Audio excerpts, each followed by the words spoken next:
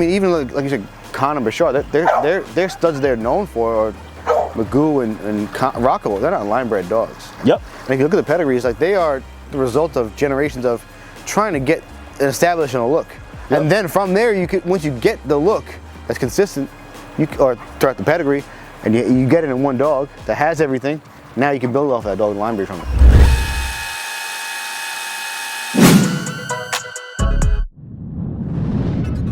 Bellagio is a Monster Mutt grandson, so she's 3 times on those 2 brothers. Yeah.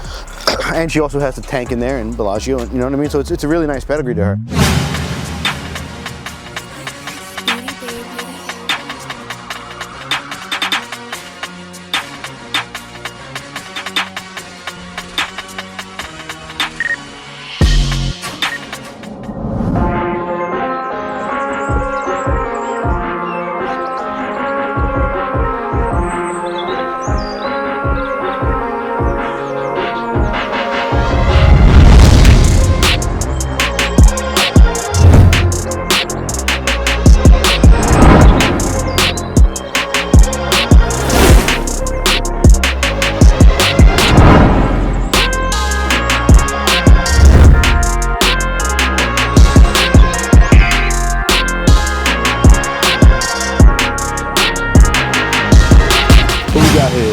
We got Titi, Bellagio, Aliante Daughter, Bellagio bred to a Craigslist daughter.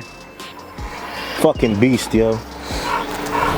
Monster Mutt granddaughter too. And she got some productions out now, right? She has some, yeah.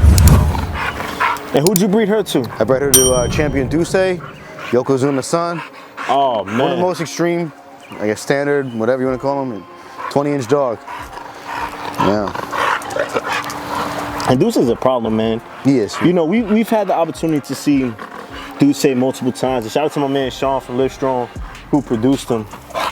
People genuinely don't understand how big that dog is in person. He's fucking huge. Right, he's big. He's big. He makes her look small, you know?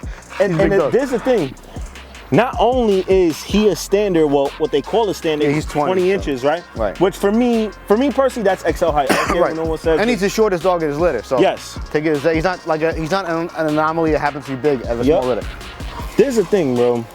That man, it don't matter which class, don't matter which bloodline.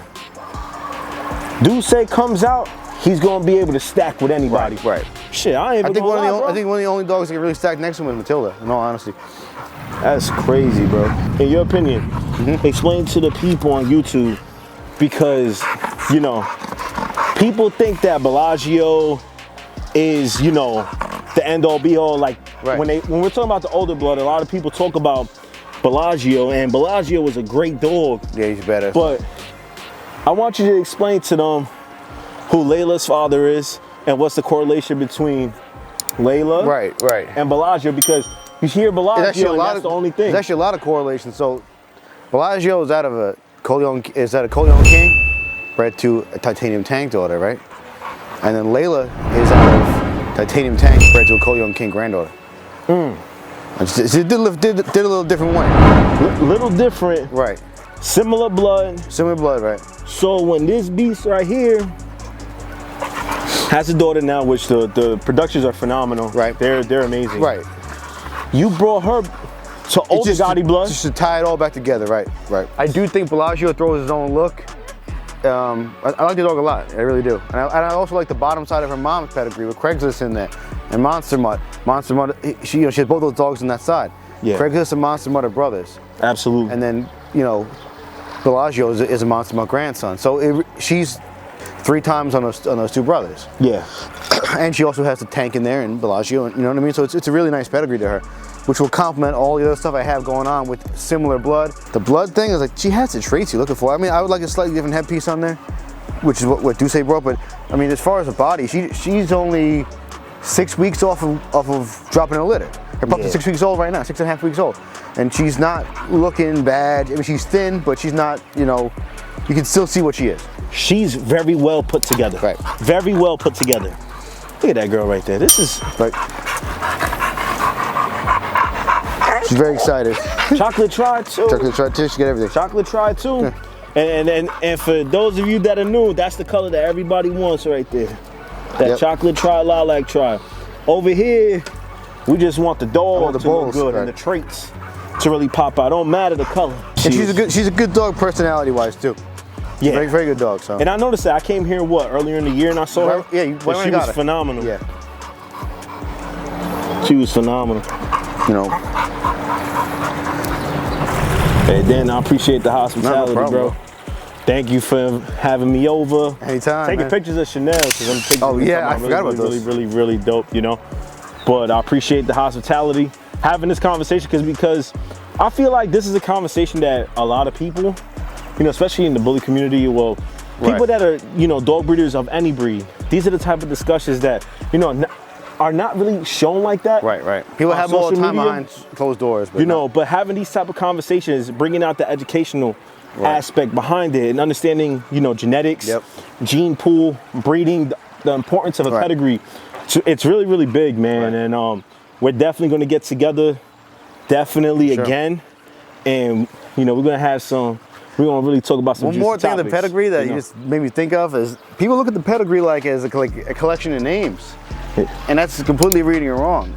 It's a collection of traits. The names just tell you what the traits are there for.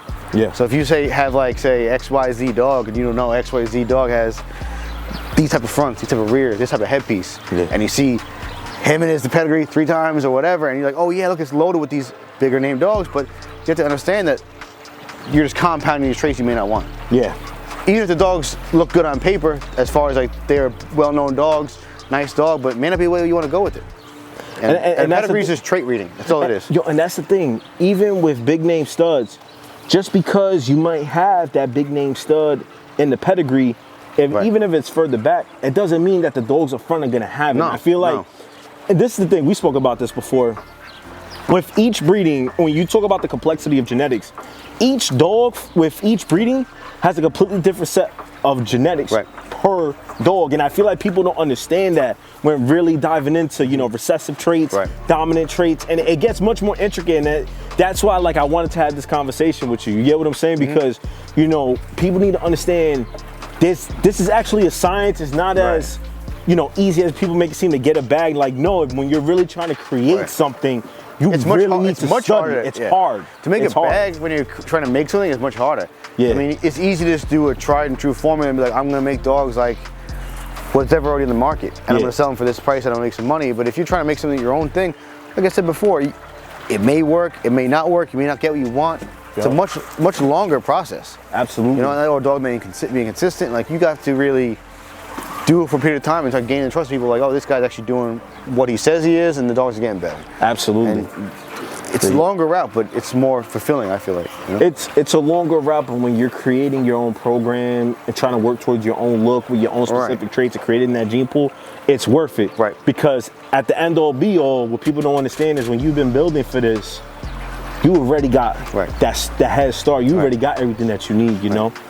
But yeah, brother, man, let me turn this bad boy around. My bad. Let me turn this bad boy around. All right, you guys, so that's going to wrap up the video. Thank you so much, my man's Dan, for having me here, having this conversation, because it's something that a lot of people need to hear, you know, and especially trying to bring that educational dog content to, at the end of the day, it's about the breed, right? Creating the best American bully that we can. And our goal here is just to create the best XLs that we can, different look, bring out the juice. That's the whole idea. And, you know, a lot of people think I'm crazy, bro, but when I say an XL with bullier traits is a badass dog and it's a beautiful dog at any show, it's the baddest dog in the building. It's the baddest dog in the building when done the right way, you know? But that's all I got for you, my brother, man. I appreciate you, bro. Don't forget to like, comment, and sub to the channel. Check off the bell notification icon to become part of the family. With that being said, we're up and out of here. We'll catch you on the next one. Later.